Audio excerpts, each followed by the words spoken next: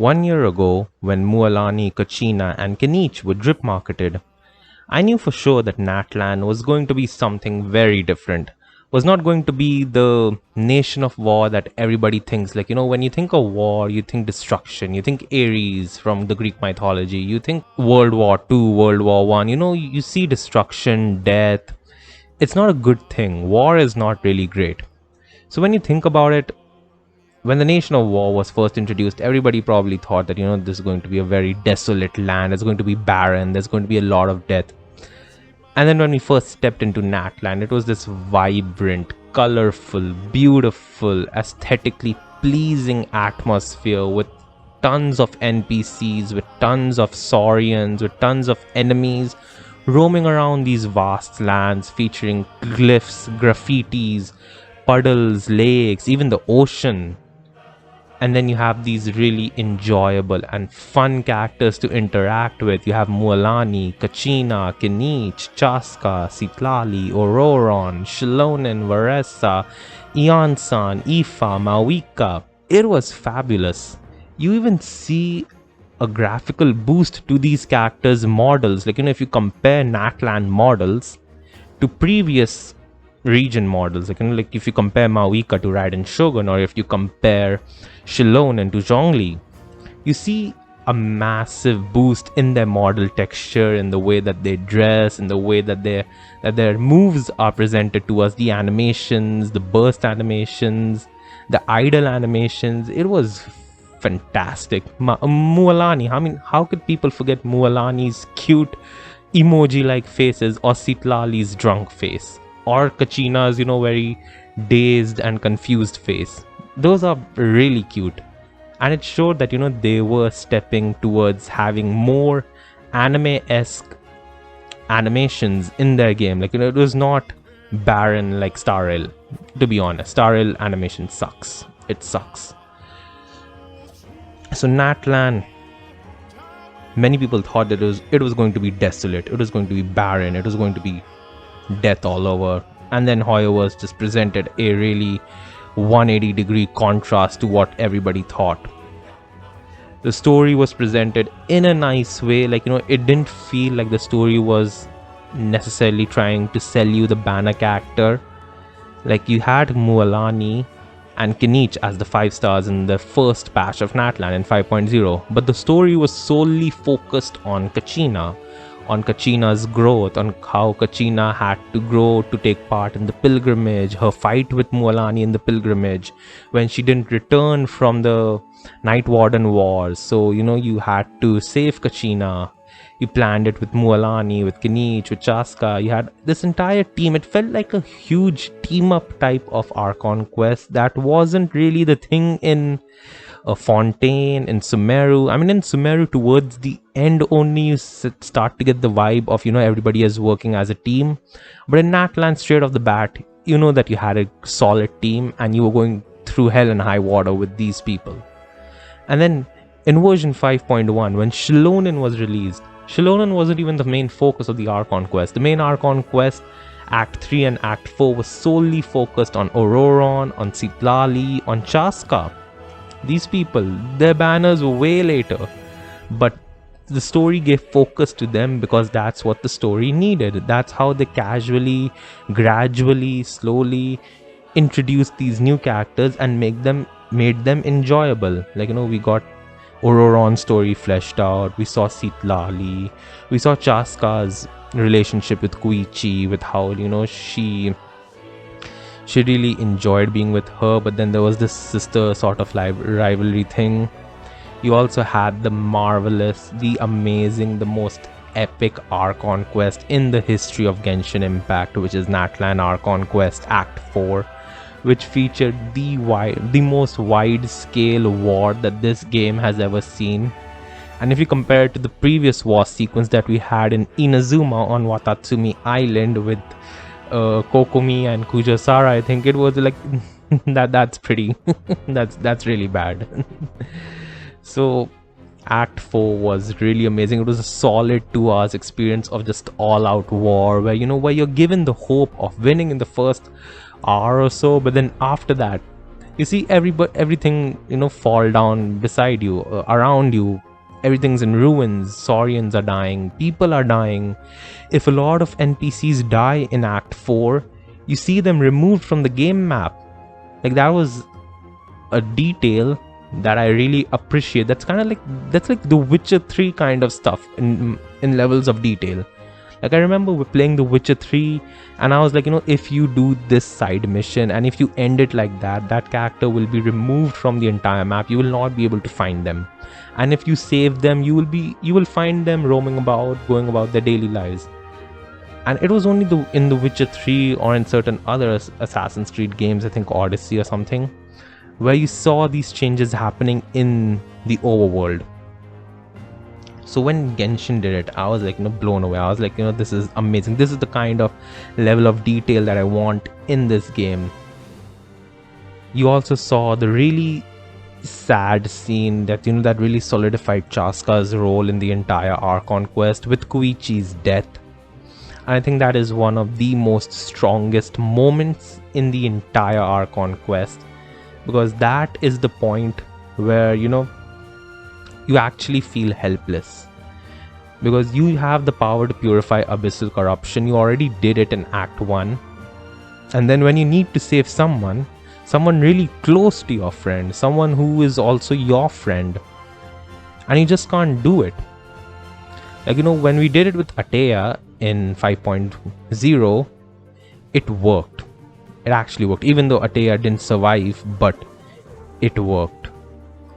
And then when you see Koichi, you try it, you do it, and then it's still like you're hit with the death, with the end, with finality.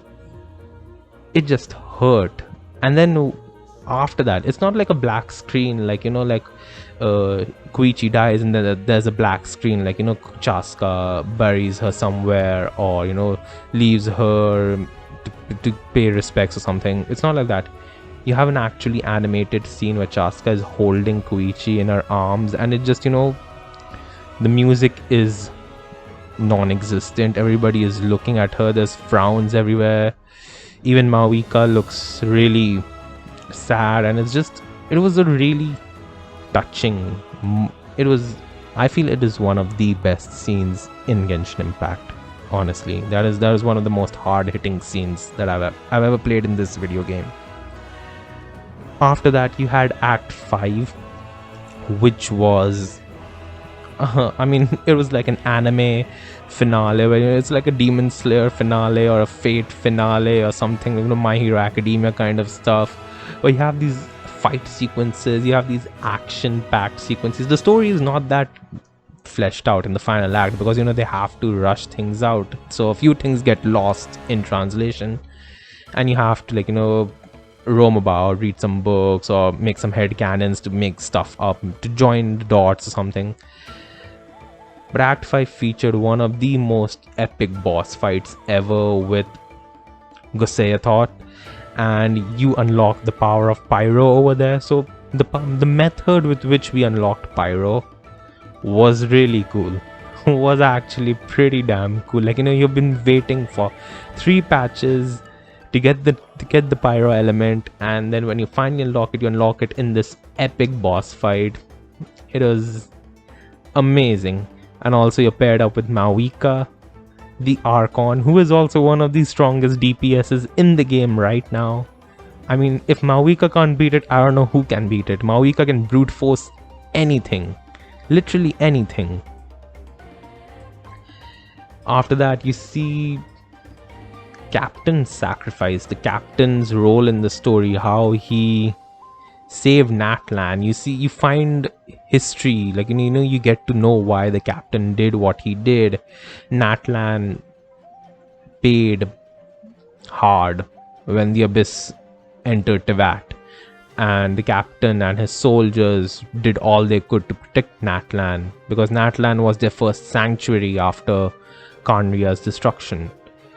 So the captain, I really liked his role, and I like the way that they sent him off in the story. I know for sure that he might return. He might return because the paradox is still going on. Like, captain is not dead, because the curse of immortality still stands, as Renova stated. But I don't know, the captain is still a lifeless husk. I mean, from what I've heard, I think his soul has gone back to the Night Kingdom, if I'm not mistaken, or he has given his entire life force to the Night Kingdom so that the Night Kingdom can prosper and keep Natlan's ley line safe. So I don't know how he will come back, but I know for sure that he is still alive and he is sitting on that throne, on that ice throne. He is not vaporized like my dearly beloved Senora, who should have been playable. I'm still pissed about the fact that Raiden Shogun killed Senora. She could have been the perfect cryo catalyst. She would have been so amazing, honestly. But yeah, after that we got Aoife's story. Aoife had a really nice event centered around him with the Bloomflower trials. We had Varesa introduced to us, a glutton who is like the Flash of this game. It was really cute. After that, we got the summer event, the latest event that we have in Natlan, which is an entire summer resort, and it is beautiful. It's a permanent edition, and it gave us Bennett lore. Bennett is actually from Natlan, so this nation gave us everything. It gave us insane lore drops with regards to the secret source automatons, with regard to the ancient dragon sovereigns, because the dragon sovereigns all came from Natlan. It is mind-blowing. It was like, to be honest, I don't understand why people actually hate this nation. I think they're too attached with Fontaine. I mean, I was too attached with Sumeru, so I couldn't really enjoy Fontaine that much that other people did. It's fine. I completely understand it. Fontaine, on a whole, is still way below Sumeru and Natlan for me. Natlan's entire family, the cast of characters, feels like the Sumeru family, honestly. That's something that I cannot find in either Fontaine, Liyue, or Inazuma. I mean, the entire cast of playable characters that feel like a tightly knit family is only found in Mondstadt, Sumeru, and Natlan. So these regions, I don't know, just fill me up with a sort of happiness and joy. And I just really like the dynamics that these characters have. Not to mention the exploration in Natlan was phenomenal, it was amazing. I mean, in Sumeru we had teleport points, and yeah, that was about it. In Fontaine we could swim, which was pretty cool, but it got boring after a little while. And then in Natlan, you can surf, you can swing like Spider-Man, you can fly like Superman. I mean, technically not Superman, but you can fly on a damn gun, which is pretty cool. You can glide through the air, you can super jump into the air, you can ride on a motorbike like Mavuika, if you're using Mavuika. It is, the variety that we have in exploration is phenomenal when you use Natlan characters. And let's say you didn't pull for Natlan characters, or you're F2P and you only have a bunch of them. You have Saurians scattered throughout the nation, throughout the lands of this region, and you can just, transform into any creature for anything. If you want to climb a wall that is too high and your stamina will run out, you'll be damn sure that there's going to be a Tepetlosaur nearby that can help you. If you want to glide through cliffs, a Kukusaur is going to be there. If you want to swim through the waters in the People of Springs, or you want to swim to Tenotzatok, you have a Koholosaur waiting for you. If you want to solve the spirit-seeking puzzles and all, you have the Ectomisaur. And then you have the Tatankasaur if you just want to bash your head into a rock. It is pretty damn cool. Also, you have the little furry foxes, the big squirrels if you want to call them. What are they called? They're called something. So yeah, you can swing with them also. It's really nice, and they've thought about it. Like, if you have a puzzle nearby, you're gonna have a Tepetlosaur or a Kukusaur or a Saurian in general nearby. The other thing, Night Soul transmission. Now when you're exploring Natlan, you have this quick swap feature that, like if you're riding Mavuika's bike and you do not want to stop the fast movement that you're doing, You can switch to Mualani to start surfing immediately, or you can switch to Xilonen to start skating. If you are flying with Chasca, you can switch to Citlali to immediately start gliding. Then you can switch to Kinich to immediately start swinging. And it is amazing. It is beautiful. Although this only works in Natlands, like, when you're out of Natlan, when you're exploring Sumeru or Fontaine or Inazuma, it just kind of gets like, once you get used to the Night Soul transmission states that Natlan has, it just like, you have this itch of wanting to transmission in other regions as well. It's not possible, but you just get that feel to it. And it is amazing. It is very amazing the way that they made Natlan exploration fun if you pulled for Natlan characters. Also talking about the Natlan characters and their gameplay, Night Soul, I liked it. I really liked it that these characters got a nice aura around them when they used their skill. The artifact set was too good. It was too good. Like, every Natlan character wants to be in the Night Soul state, and being in the Night Soul state, you can have a massive team-wide buff through the Scrolls artifact set, or a massive personal buff through the Obsidian set with a boost to crit rate. It is amazing. Like, the artifacts were truly really good in this patch, and it's also really good that all of the characters utilize one set except Varesa, but you can use Obsidian on Varesa as well. It just works.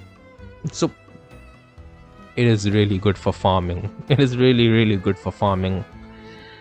I like the way that the animations are placed. Mavuika on a bike, I mean, it's kind of fun. It is kind of fun. Once you get used to it, it's kind of cool because her entire character arc after the quest revolves around how she enjoys playing around with a bike, but still it is really fun. The gameplay wise, I was completely blown away. It was just beautiful to play. Kinich with his swings, with his locking onto an enemy and then attacking him by doing a 360 circle. Chasca flying in the air and firing bullets, multicolored bullets.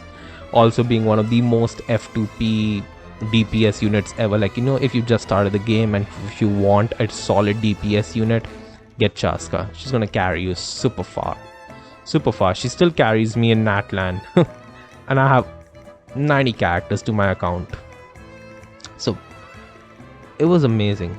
Brilliant. Xilonen, amazing support unit. Overall, these characters, even the 4 stars, Ororon is really good, and I would definitely recommend you to build him because Electro Charge just got a buff. Lunar Charge seems to revolve around Electro Charged, and Ororon buffs Electro Charged. Amazing. He's really good. He is absolutely amazing. Aoife also got a buff through the Electro Charged buff. Iansan is is a more versatile Bennett. So you're not stuck to your circle impact. And plus, if you want to still use Bennett, you have another Bennett variant in Iansan, so you can have 2 Bennetts now, which is pretty cool. Overall, really enjoyed the way that the 5.x era went. And I've seen a lot of complaints, I've seen a lot of hate, I've seen a lot of valid opinions on the criticism that Natlan had, and I agree with them, some of them obviously, but still, ignoring all that stuff, on a whole, I think I enjoyed Natlan a lot. I think it is one of my favorite nations ever. It is the best nation ever, alongside Sumeru. When Sumeru came out, we had Dendro, we had a new element, we had these beautiful characters, this gorgeous rainforest and the desert, which was a hell to explore, but still, the way that they designed the deserts and the pyramids and the underground portions, the environment design was so good. And I just saw that in Natlan as well, and it was just truly beautiful, with the volcanoes, with the resort area, with the Masters of the Nightwind area, the Flower Feather Clan, the People of Springs, the Scions of Canopy, Children of Echoes, Collective of Plenty, everything. And that is it. If I had to, I just can't give a rating to Natlan because it will definitely be biased, and it is just beautiful. I mean, I'm gonna miss this region. I'm gonna miss this region so much. It actually, like, this is the one region after Sumeru that I cried for during the Act 5 of the Archon quest. Like, I literally had tears in my eyes when Kachina shouted out the line where, where we are Natlan's inheritors and we are the inheritors of memories and legends, those who forge a new path and something. It was just a very emotional cutscene. It was just amazing. And then in the end, when Traveler and Paimon hug, and I don't know, I just love this region so much. But that is it. That is it for now. Thanks for watching. Let me know if you enjoyed Natlan. I mean, I certainly did. It was the best. And I'm excited for Not Cry. So let's see where that takes us. Inefa is already here. I already have Inefa. And the music and the graphical upgrades and the regions and the characters all look magnificent. So I'm really excited to see where we're gonna go. But until then, for Natlan, thanks for watching. Please subscribe to support me and have a great day. Goodbye.